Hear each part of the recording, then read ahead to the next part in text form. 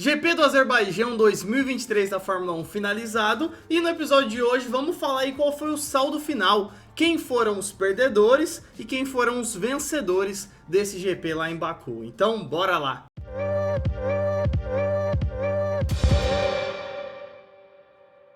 Pra você que não me conhece, eu sou o Moa e esse é o Reaceleração. Antes da gente começar o episódio, vou pedir pra você já deixar um like pra fazer com que esse episódio chegue a mais pessoas e a gente traga mais gente pro nosso mundo da Fórmula 1. E também pra você que chegou aqui, clique no botão aqui embaixo, siga, se inscreva pra não perder nada de Fórmula 1. Vamos lá então, pós-GP do Azerbaijão lá em Baku, GP em 2023, tivemos uma vitória aí do Sérgio Pérez, o rei das ruas, o cara que manda bem em pista de rua pra caramba. E é óbvio que, como todo GP, a gente tem os pilotos e as equipes que mais foram beneficiados, que mais mandaram bem, e os prejudicados, né, os que mandaram mal, o que a gente está chamando de os perdedores do final de semana. Então, vamos falar aqui quem são perdedores e vencedores desse final de semana lá em Baku. Primeiro perdedor, De Vries, o piloto aí da AlphaTauri, piloto novato nesse ano na Fórmula 1, mandou muito bem uma corrida o ano passado com a Williams. Esse ano na AlphaTauri, companheiro aí do Tsunoda,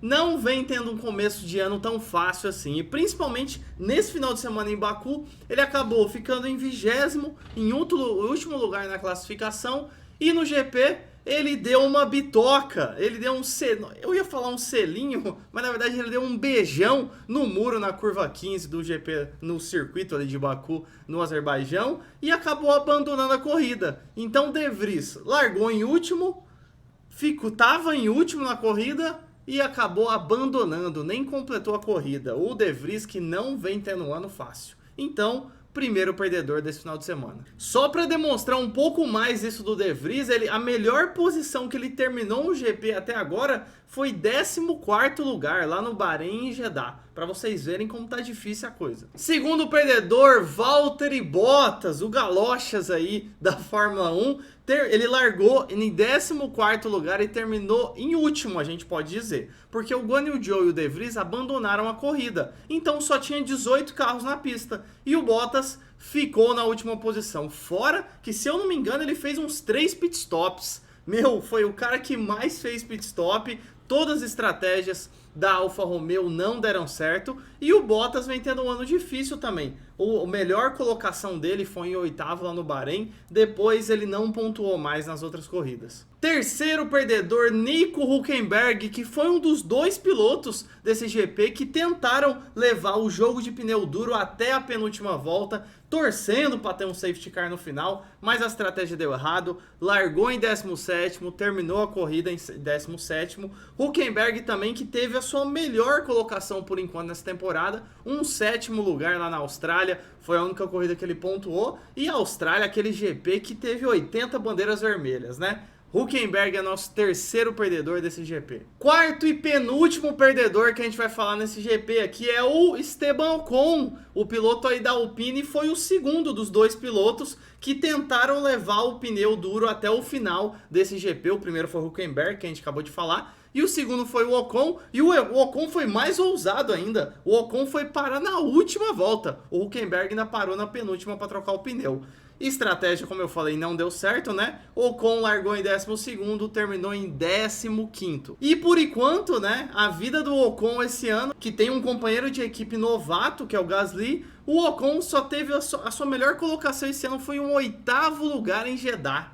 Também foi a única corrida até agora que o Ocon pontuou. A vida do Ocon não está fácil. E o nosso quinto e último perdedor desse GP do Azerbaijão foi o Carlos Sainz da Ferrari. E por quê? O Carlos Sainz largou na 4ª posição, chegou na 5ª colocação nesse GP do Azerbaijão. Eu honestamente esperava que o Carlos Sainz chegasse melhor, lembrando que as Red Bulls ficaram em primeiro e segundo, o Leclerc em terceiro.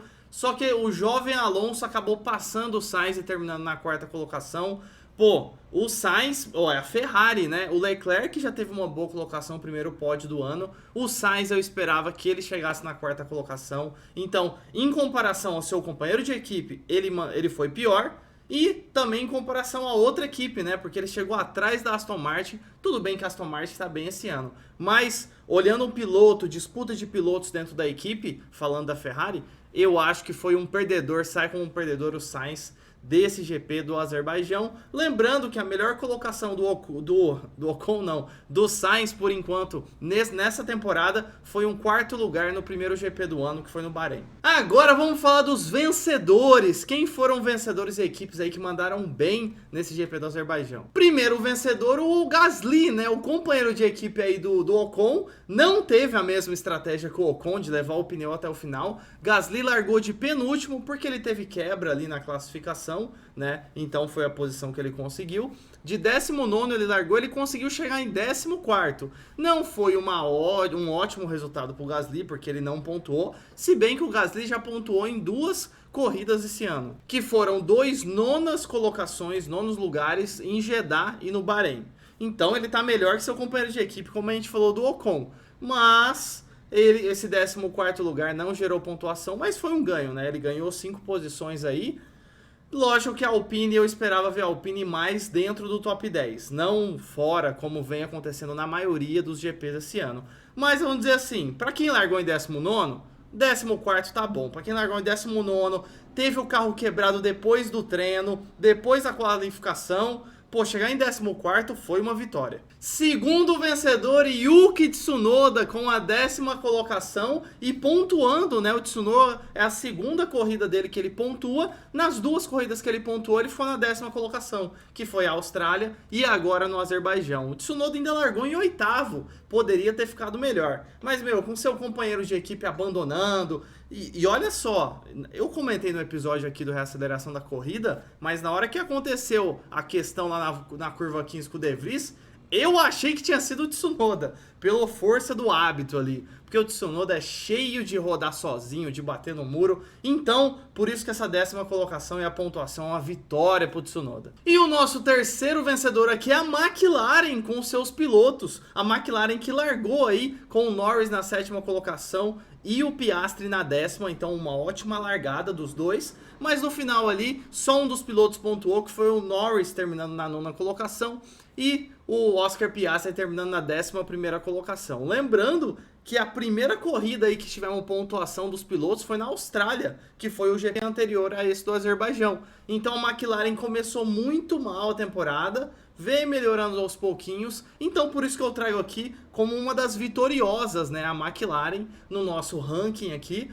porque, pô, pra quem tava não terminando a corrida e largando lá de trás, ter os pilotos em 9º e 11º e pontuando... pô, já é uma vitória já comparado ao que era. Nosso quarto vencedor aqui é a Aston Martin, que teve seus pilotos aí, o Alonso largando em 6º, o Stroll em 9º. A Aston Martin que teve muito problema com o DRS, muito problema, que só foi consertado na sprint. Só na sprint a gente teve esse conserto do DRS e a gente sabe que aquele retão de um pouco mais de 2 km aí no Azerbaijão precisa do DRS, né? Precisa demais. Então, eles largando em 6º e 9º, acabaram chegando aí em 4º o Alonso e em 7º o Stroll, fazendo pontos aí muito importantes para Aston Martin, esse ano da Aston Martin que vem sendo muito bom. E essa foi, ó, a primeira corrida do ano que o Alonso não ficou no pódio. O Leclerc pegou a vaguinha dele ali na 3ª colocação, mas tudo bem, pelo menos o Alonso passou um Sainz e ficou na 4ª colocação aí, ainda teve o Stroll na 7ª.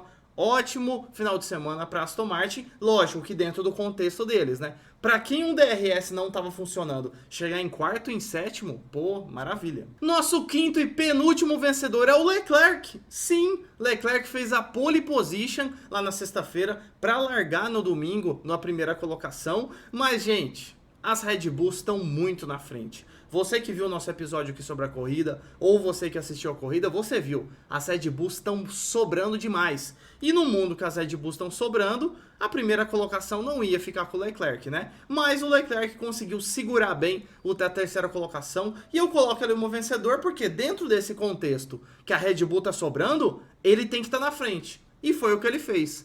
3º lugar, primeiro pódio do ano para a Ferrari, primeiro pódio do ano para o Leclerc. Se a gente for comparar com 2022, seria um perdedor. Mas comparando com esse ano, como as coisas estão andando, pô, primeiro pódio, já tira aquela zica, né? E já dá uma tranquilizada. Mas a Ferrari é a Ferrari.